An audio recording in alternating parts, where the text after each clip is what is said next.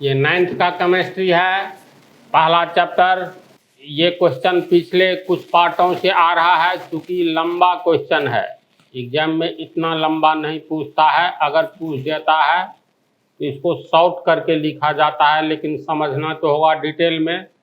तो part 26 last point तुम लोगों को बच रहा है, क्वथन और क्वथनांक, बॉइलिंग एंड बॉइलिंग पॉइंट। क्वथनांक का डेफिनेशन पिछले ही पार्ट में बतला दिए हैं। जिस ताप या तापक्रम पर कोई द्रव खौलने लगता है या खौलने लगता है का अर्थ क्या हुआ, खौलना प्रारंभ करता है, तो उस टेम्परेचर को उस द्रव का बॉइलिंग पॉइंट यानी क्वथनांक कहते हैं। ये देखो, बॉयल मतलब खौलना, हाँ, तो बॉइलिंग पॉइंट ऐसा ताप जिस पर कोई भी द्रव बॉयल करने लगे या बॉयल करना प्रारंभ कर दे, तो ऐसे टेम्परेचर को उस द्रव का क्वथनांक बॉइलिंग पॉइंट कहेंगे। तो इसको समझने से पहले एक नया चीज समझो, उसका नाम है वेपर प्रेशर, वाष्प दाब। तो प्रेशर क्या है ये भी तुम लोग को फिजिक्स के पहला पार्ट में बतला दिए हैं। इकाई क्षेत्रफल पर लगते हुए बल को दाब कहते हैं। इकाई क्षेत्रफल पर लगने वाला फोर्स को, बल को दाब कहते हैं। इकाई क्षेत्रफल का क्या अर्थ हुआ, 1 वर्ग सेंटीमीटर। जो भी लोगे एक में बोलोगे, 1 वर्ग इंच, 1 वर्ग मीटर, 1 वर्ग किलोमीटर। तो वाष्प दाब यानी वेपर प्रेशर, ये नाम से ही स्पष्ट है। वेपर का प्रेशर यानी वाष्प का दबाव भी होता है। तो ये कैसे होता है, तो इसको सामान्य जीवन के उदाहरण देते हैं, इसमें तुरंत समझ जाओगे। अब जैसे एक बर्तन है, इस बर्तन में तू पानी ले लो, इसके नीचे चलो गैस जला देते हैं। ये एक स्टैंड पर रखा हुआ है, ये गैस का लौ है। तो जिस समय हम लोग बर्तन में पानी देते हैं, उस समय पानी एकाएक गर्म नहीं होता है, धीरे धीरे गर्म होता है पानी। ज्यों ज्यों हीट एनर्जी पानी को मिलता जाएगा, पहले तो बर्तन का पेंदी गर्म होगा, इस पेंदी के संपर्क में आने वाले जल के कण गर्म होंगे और धीरे धीरे ये पूरा पानी गर्म होगा। जब इस पानी का तापक्रम टेम्परेचर 100 डिग्री सेल्सियस चला जाएगा, तो ये खौलने लगेगा। ऊपर में ढक्कन रख दो, तो कुछ समय के बाद देखोगे ये ढक्कन कूदने लगता है। रेल इंजन का, भाप इंजन का आविष्कार किसने किया था, जेम्स वाट। ऐसे नहीं कर लिया, अपने स्टूडेंट लाइफ में खाना खाने के लिए बैठा, उस खाना में थोड़ी देरी थी, तो जब वह बैठा हुआ था तो बनते हुए खाना पर को देखा, जिस बर्तन में खाना बन रहा है उसका ढक्कन कूद रहा है। तो इसको ये जानकारी मिली, जो इसमें जो वेपर है इतनी ताकत है जो इसको ऊपर की ओर ठेल रहा है। तो थोड़ा सा वेपर बर्तन के ढक्कन को उठा सकता है। तो इसका मतलब है इससे 1000 गुना वेपर अगर बने तो बड़े बड़े मतलब पिंड को उठा सकता है, आगे की ओर ठेल सकता है ना। ऐसी बात, इस बर्तन का ढक्कन, इसका कितना द्रव्यमान होगा, मास कम ही होगा। तो इससे उसको ये पता चला जो वेपर के प्रेशर में बहुत एनर्जी है, और इसी के आधार पर जेम्स वाट ने भाप इंजन का आविष्कार कर लिया। तो वेपर का प्रेशर यानी वाष्प दाब, वाष्प भी दाब डालता है, प्रेशर डालता है। तो वाष्प दाब समझ गया। तो एक शब्द होता है वायुमंडलीय दाब, इसका ऐसा यूनिट क्या होता है, एटीएम। जिस समय हम लोग किसी द्रव को गर्म कर रहे होते हैं, ध्यान से सुनो, कोई बर्तन है, इसमें कोई भी द्रव ले लो, जरूरी नहीं है पानी, मान लो इसमें सरसों का तेल ले लो, दूध ले लो, कुछ भी ले लो, लिक्विड होना चाहिए। तो और इसको ढक्कन से ढक दो। इसको हम लोग किसी धरानी, किसी तरह इसको हम लोग हीट एनर्जी देंगे। जब ये हीट एनर्जी मिलेगा तो इसमें वाष्प बनने की प्रक्रिया तेज हो जाएगी। तो ये वाष्प बाहर की ओर नहीं निकल रहा है, चूंकि ढक्कन इसको दाबे हुआ है, ऊपर से बंद है, ढक्कन रखा हुआ है। तो इसमें बनने वाला टोटल वेपर वाष्प जमा होता जाएगा, और ये जमा होगा तो इसके नीचे में जो पानी है या कोई भी द्रव है उस पर प्रेशर डालेगा न जी। एक किताब रखी हुई है टेबल पर, एक सिंगल किताब, तो किताब ए का प्रेशर टेबल पर पड़ रहा है एक किताब का, उसी किताब पर एक दूसरी किताब रख दो, बी नाम की किताब, तो बी, ए और बी, अब दो किताब का प्रेशर इस टेबल पर पड़ रहा है। यानी किताबों की संख्या बढ़ाते जाएंगे तो टेबल के सतह पर प्रेशर बढ़ता जाएगा। तो सेम भाप की मात्रा, वेपर की मात्रा जितनी अधिक होती जाएगी उसका प्रेशर बढ़ता जाएगा। इसके बाद ये भी ध्यान दो, ये वायुमंडल है बगल में, तो वायुमंडल का अपना भी प्रेशर होगा। जैसे हम लोग कहीं भी जाते हैं, रूम में रहे या रूम के बाहर रहे, पृथ्वी के किसी भी कोने में जाए, तो हम लोग के सर के ऊपर किसका प्रेशर है? हवा का प्रेशर है। कितना हवा है वायुमंडल में? कई करोड़ टन, अरे अरबों खरबों टन है। इसके प्रेशर को हम लोग इसलिए झेल लेते हैं क्योंकि जन्म से ही झेलने की आदत हो जाती है। कल्पना करो किसी भी तरह चंद्रमा पर किसी बच्चे का जन्म हो, उसको ऑक्सीजन सेट कर दिया जाए और भोजन की व्यवस्था कर दिया जाए। जब वह बच्चा बड़ा हो जाएगा तब इसको पृथ्वी पर लाओ तो अचानक वो मर जाएगा। क्यों? क्योंकि चंद्रमा पर वायुमंडल नहीं है, तो उसके ऊपर में कार्य करने वाला प्रेशर शून्य है। हम लोग चंद्रमा पर इसको किसी ऑक्सीजन सिलेंडर का व्यवस्था करके उसको सांस लेने की व्यवस्था कर दिए, लेकिन उसके सर पर, चंद्रमा पर तो वायुमंडल नहीं है, तो नहीं है तो इसके सर के ऊपर या शरीर पर वायु का प्रेशर नहीं पड़ रहा है। वही बच्चा जब 4 साल 5 साल का हो जाए, इसको पृथ्वी पर लाओगे तो चूंकि उसको जन्म से ही चंद्रमा पर वायु के प्रेशर को झेलने की आदत नहीं रही है, तब इसको हम लोग पृथ्वी पर लाएंगे तो एकाएक वायुमंडल के उस भयंकर प्रेशर को नहीं झेल पाएगा और इसी के चलते वह मर जाएगा। जैसे दिमाग में यह क्वेश्चन आता है तुम लोगों को, खरबों टन वायु है वायुमंडल में, तो इसका प्रेशर हम लोगों के सर के ऊपर पूरे शरीर पर पड़ता है, लेकिन हम लोगों का कुछ नहीं होता है। तो ऐसी स्थिति में क्या होना चाहिए? नहीं फील करते हैं, बाय बर्थ ऐसा होता है, लेकिन तुम लोग पहाड़ पर जब चढ़ोगे तो ऊंचाई बढ़ने पर प्रेशर घटेगा कि बढ़ेगा? बोलो तो कैसे? तो ज्यों-ज्यों ऊंचाई बढ़ेगी, ये पृथ्वी पर कोई व्यक्ति है, पृथ्वी के सतह पर ये व्यक्ति, तो उसके ऊपर में देखो बहुत ज़्यादा हवा है तो इसका प्रेशर पड़ेगा। ये मान लो पर्वत है, तो इस पर्वत के इस चोटी पर चढ़े या यहीं पर आवे, यहाँ पर अगर मान लो ये व्यक्ति आ गया तो ये वाला वायु का प्रेशर घट गया ना, ऊपर में प्रेशर ज़्यादा है, कम है। ऐसी स्थिति में अधिक से कम प्रेशर की ओर हम लोग जाएंगे।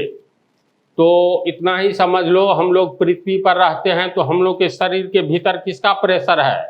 ब्लड का प्रेशर है। तब न लोगों को ब्लड प्रेशर होता है, बढ़ जाता है ब्लड का प्रेशर, तो कहते हैं हाई ब्लड प्रेशर हो गया है, इसीलिए ज़्यादा बोलता है, गुस्साता है। तो ब्लड का प्रेशर शरीर के भीतर में और शरीर के बाहर वायुमंडल का प्रेशर, दोनों एक दूसरे को संतुलित कर देता है। दोनों में से किसी का बैलेंस बिगड़ेगा तो क्या होगा? जैसे यहाँ पर व्यक्ति आ गया तो वायु का प्रेशर घट गया, तो शरीर में जो ब्लड का प्रेशर है, ये ब्लड शरीर के उस अंग से निकलने लगेगा जो खुला है, जैसे नाक से ब्लड आने लगेगा। पर्वतारोही जब ऊपर जाता है तो ऑक्सीजन का सिलेंडर ये सब लगा करके जाता है, नहीं जाएगा तो उसके नाक से ब्लड फेंकेगा, मुंह से, कान से, जो ओपन अंग है, खुला अंग है। तो निष्कर्ष पर आओ, कहने का अर्थ वायुमंडल का अपना प्रेशर है, इसमें वेपर बन रहा है, हीट एनर्जी दे रहे हैं, उसका अपना प्रेशर है, दोनों अलग अलग है।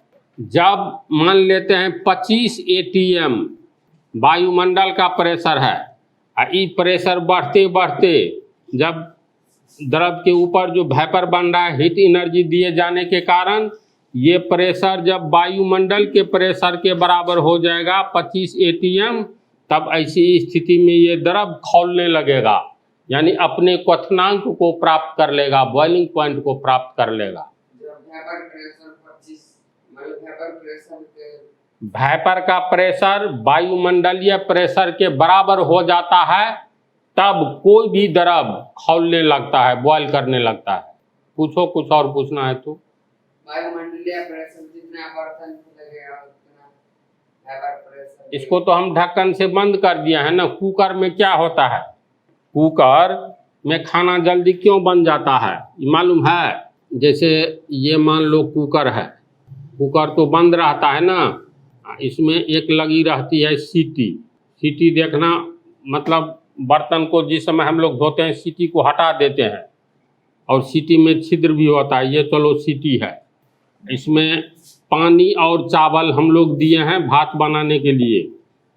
तो इसको जो गर्म करेंगे तो इसकी स्थिति क्या होगी? पानी का वेपर बनने लगेगा, ये वेपर तुमको जमा होते जाएगा इस पर।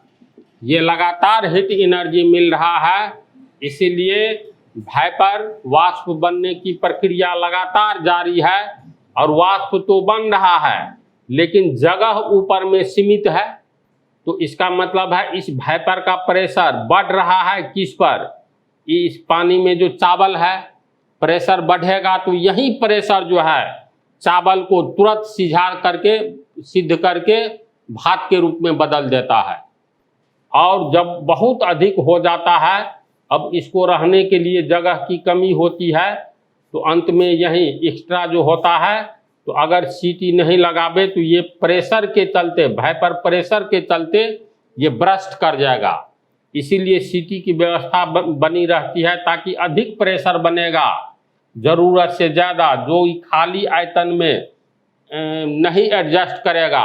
तो ऐसी स्थिति में इसके लिए एक पतली सी रास्ता है, इससे निकलेगा।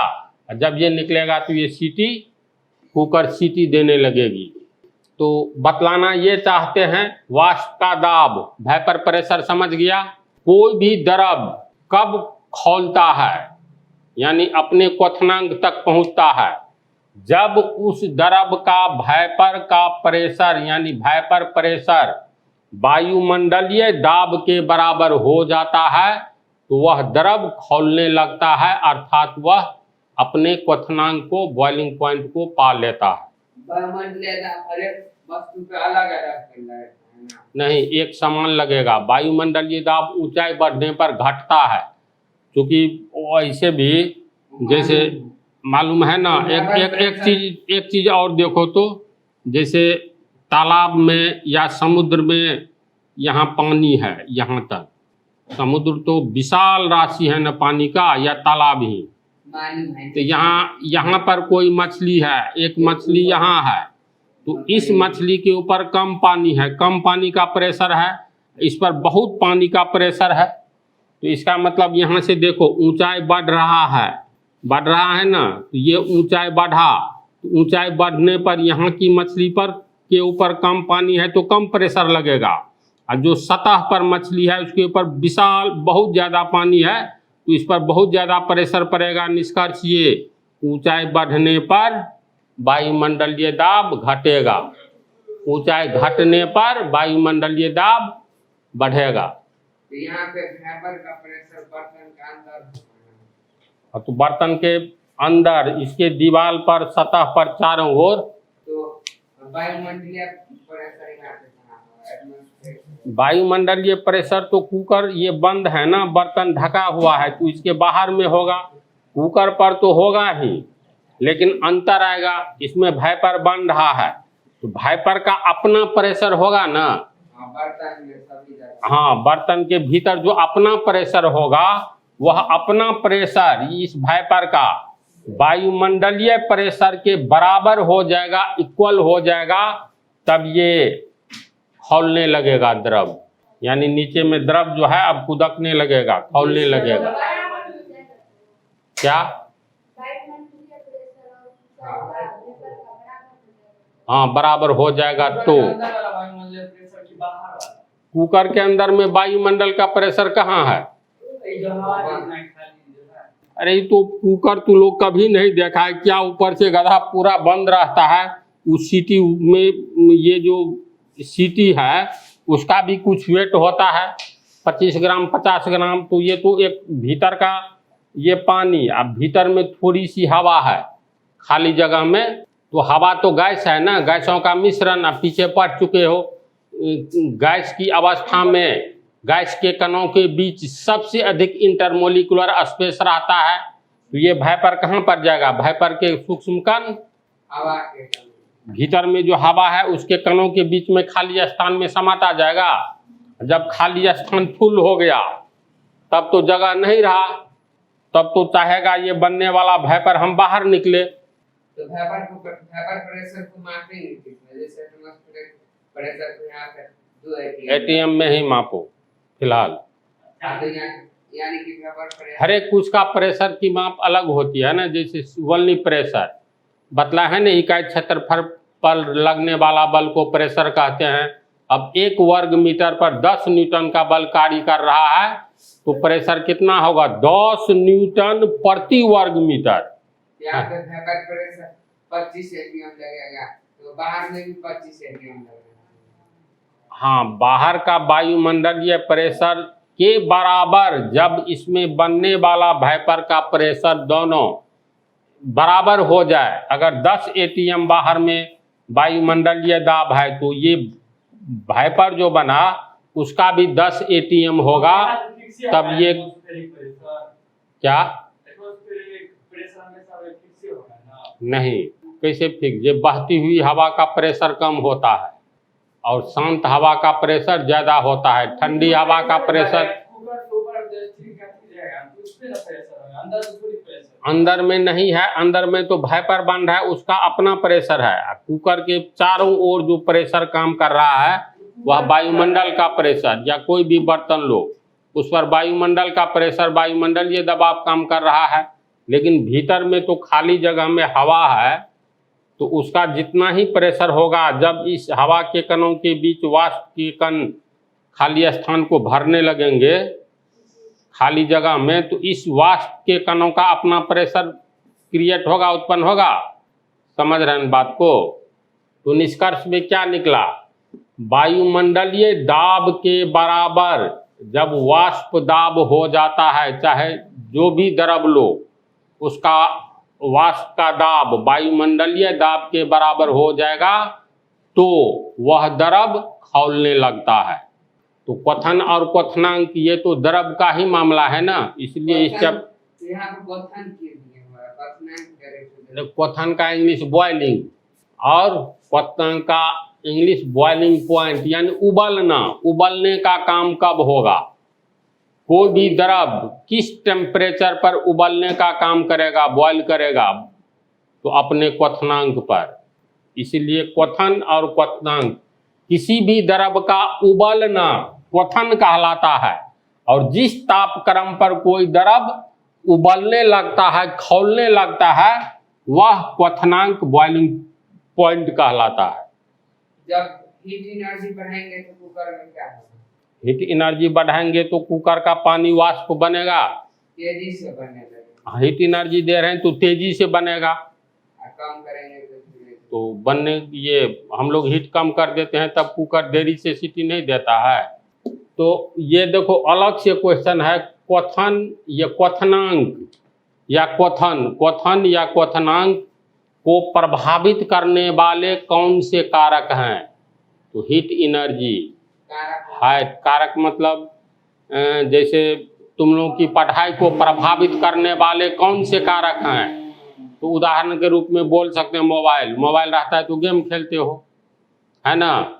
सड़क पर जाते हुए आजकल चुनाव हुआ है तो सड़क पर जाते हुए चुनाव प्रचार, पढ़ाई को डिस्टर्ब करने वाला दूसरा कारक।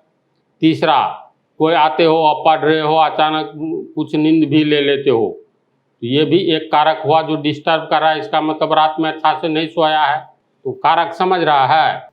तो इस पर हम लिख देते हैं। और ये क्वेश्चन लास्ट हो रहा है, इसमें देखो ये वाष्पन अक्वथन पर अलग अलग, इस पर तो 2 पार्ट बनेगा वाष्पन पर, इस पर 1 पार्ट, 3 पार्ट अलग से जो इस क्वेश्चन के बाद बतलाएंगे। तब चलेगा गैसों के बारे में, ठोस के बारे में हो गया, द्रव के बारे में समाप्त हो रहा है, तब गैसों के सामान्य गुणों का वर्णन करें। ये दोनों टॉपिक पर 3 पार्ट मेरे विचार से बनेगा, तो इसको लिख देते हैं। देखो, बॉइलिंग एंड बॉइलिंग पॉइंट, जब किसी द्रव का वेपर प्रेशर वायुमंडलीय दाब के बराबर हो जाता है तब वह द्रव खौलना प्रारंभ करता है। हमेशा के लिए दिमाग में प्रिंट कर लो। इसी में नेक्स्ट पार्ट में बतलाएंगे, जो पहाड़ पर जाओगे ना तो खाना बनाने में तुमको, मतलब पहाड़ पर जाओगे, बहुत ऊंचाई पर जाओगे तो प्रेशर कुकर कम टेम्परेचर पर ही सीटी मार देता है, यानी पानी 100 डिग्री सेल्सियस पर नहीं खौलता है, उसका क्वथनांक घट जाता है, जो भी द्रव है। ये सब बतलाएंगे। जब हम किसी द्रव को गर्म करते हैं तो उसके ताप में धीरे धीरे वृद्धि होने लगती है, जिसके कारण उस द्रव के सतह पर बनने वाला वाष्प का दाब भी बढ़ने लगता है, और यह वाष्प दाब जब उस बर्तन के चारों ओर लगने वाले वायुमंडलीय दाब के बराबर हो जाता है तब वह द्रव उबलने लगता है। अतः हम कह सकते हैं कि कोई द्रव अपने क्वथनांक को तब प्राप्त करता है जब उस द्रव का वाष्प दाब और वायुमंडलीय दाब बराबर हो जाए।